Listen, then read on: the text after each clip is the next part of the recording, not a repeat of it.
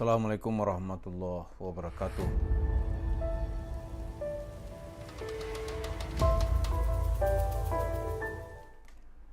Para pemirsa, itu dalam banyak hadis Nabi yang kita ikuti, salah satu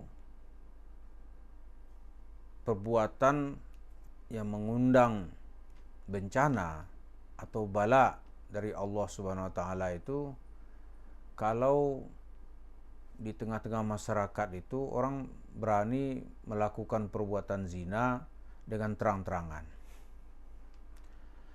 Nah, apa yang dilakukan oleh Yusuf Mansur ini sebenarnya kalau dalam keadaan fikih tidak ada masuk dalam keadaan pernikahan siri. Seperti kita bilang itu, kalau dalam keadaan fikih ya dia terkategori termasuk ke dalam perbuatan berzina. Lalu apa hubungan dengan kita? Nah, sebagai pengaruh moral kepada kita itu, minimal itu kita berteriak bahwa itu bukan sebuah kebenaran gitu. Itu minimal, karena untuk menegakkan hukum itu tugas penguasa. Nah, sekarang begitu orang berhubungan dengan Yusuf Mansur, itu artinya apa?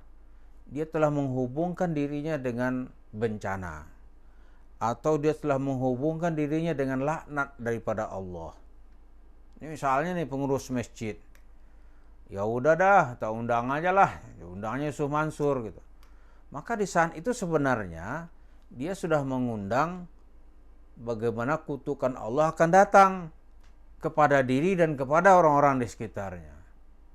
Dia sebenarnya sudah membuka pintu bagaimana laknat Allah, bagaimana bencana yang akan datang dari Allah itu akan datang. Jadi kalau dia memutus komunikasi, menutup pintu akses bagi Yusuf Mansur untuk datang, maka di saat itu dia sudah menutup pintu musibah atau pintu laknat yang akan datang dari Allah Subhanahu wa taala. Jadi sampai begitu kita memahaminya. Jadi dengan demikian hidup di tengah-tengah kemodernan ini tidak mesti juga kita lari dari kehidupan modern gitu.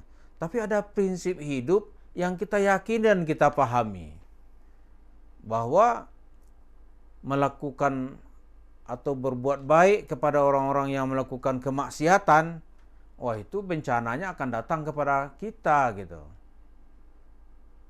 Ini misalnya di daerah-daerah ada majlis taklim, ya kan? Ada majlis taklim, dia terpedaya dengan cerita-cerita sedekah gitu. Wah, kali kita pengen kaya sudah ini gitu. Diundangnya. Maka di saat itu sebenarnya dia sedang mengundang musibah. Jadi karena itu memang harus ada perjuangan untuk mendatangkan kiai, guru yang orangnya kita dianggap baik gitu. Tapi kalau seperti yang dilakukan oleh Yusuf Mansur ini, dia terbukti tidak melakukan kebaikan. Jadi siapa saja yang datang kepada Yusuf Mansur, itu cobalah perhatikan tuh, ujung-ujungnya pasti membawa kepada musibah. Oh, yang kalau cepat-cepat orang bertindak, itu dia masih selamat. Gitu.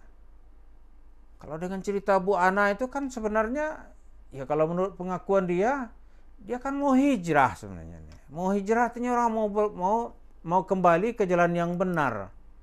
Ya tolong dibimbing, kan gitu kasarnya tuh. Tapi kalau datang kepada Yusuf Mansur, bukan ke jalanan yang benar yang dia bawa gitu. Ke jalan neraka yang dia ajak.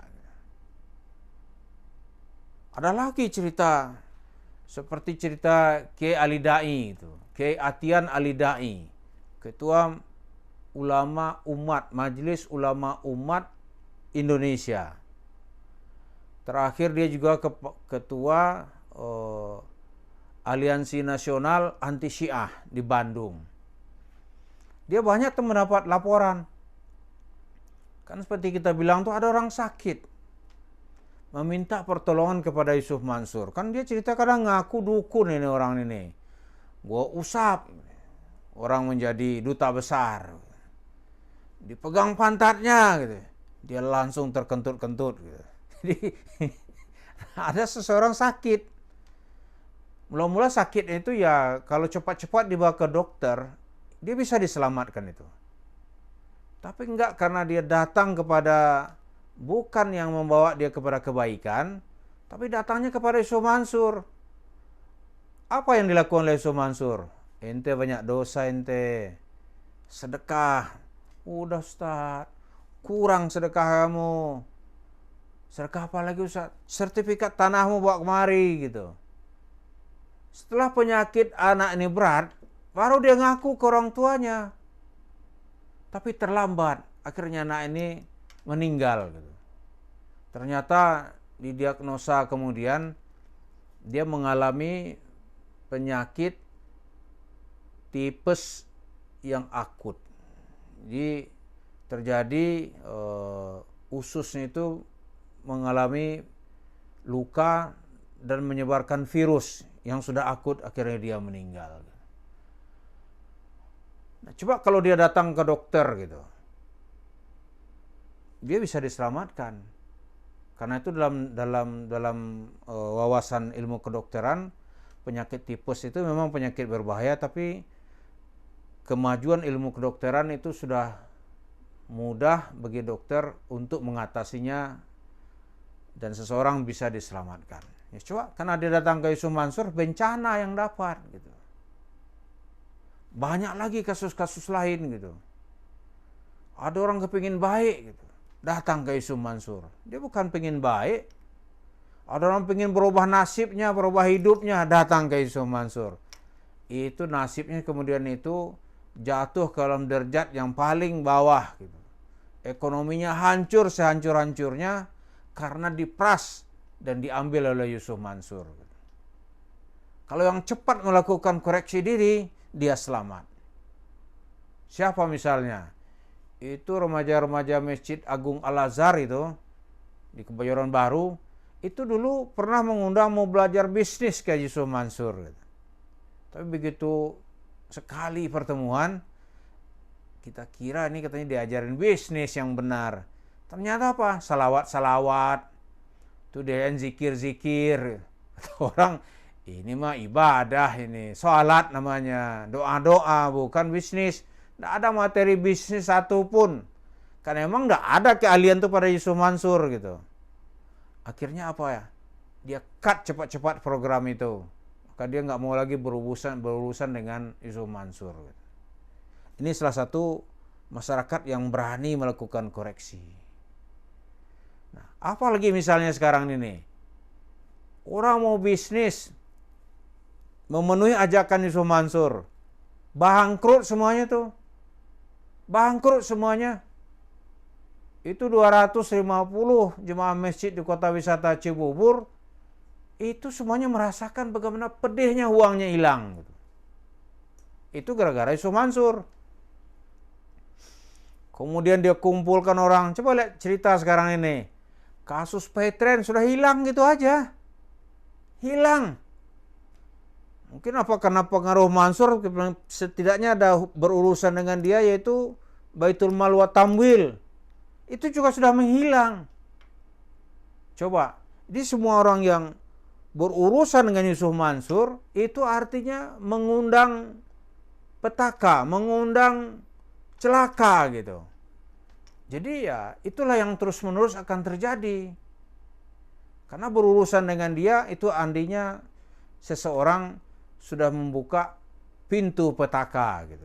Ini kalau dalam cerita Ashabul Kahfi yang kita buat tuh ada kisah Ya'juj wa Ma'juj gitu. Kalau Ya'juj wa Ma'juj ini dilepas dari tangkarnya gitu, wah itu dia akan mufsiduna fil ard, begitu bunyi ayatnya. Dia pasti membuat kerusakan.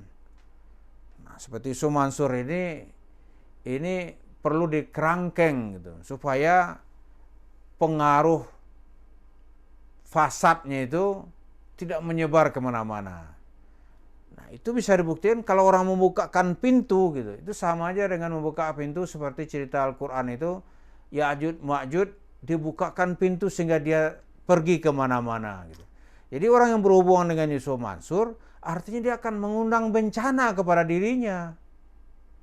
Karena itu kita simpulkan lagi, Walaupun bagi Yusuf Mansur uang itu nanti nggak juga bisa dia nikmati, karena di mana-mana orang akan menyumpahinya gitu, di mana-mana orang akan mendoakan jelek kepadanya. Masa dari ribuan orang mendoakan jelek, mengutuk dia, nggak ada pengaruh bagi dirinya? Nggak mungkin itu. Karena itu mari kita batasi diri kita, jangan lagi pernah gitu berhubungan dengan orang yang bernama Yusuf Mansur ini. Karena begitu berhubungan berarti membuka jalan untuk tersebarnya kemudaratan di tengah-tengah kita bersama. Terima kasih. Assalamualaikum warahmatullahi wabarakatuh.